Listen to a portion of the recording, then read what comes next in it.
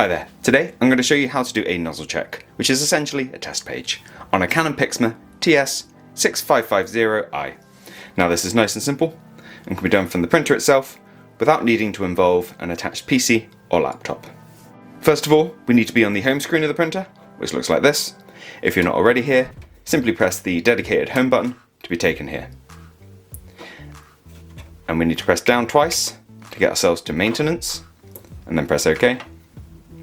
And then, as you can see, nozzle check is the very first option. So we press OK to go into that. And obviously to print a nozzle check page, you're going to need some paper in your printer. And assuming you've checked that already, we just press OK again to get going. There we go.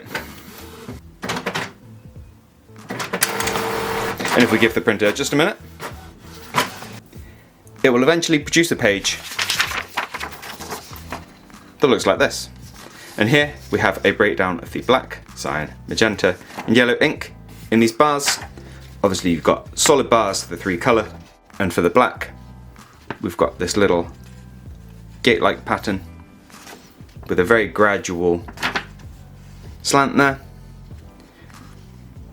And this is to show the printer's ability to produce the fine detail in the black cartridge, obviously for printing documents and such. So if you see any missing lines or breakages in that, that will indicate a very slight print quality problem.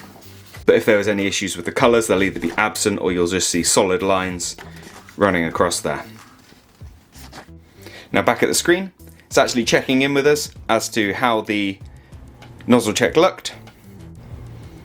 So press next, and as you'll see, it's checking for both the lines across the bars and like the slight breakages in that pattern I mentioned.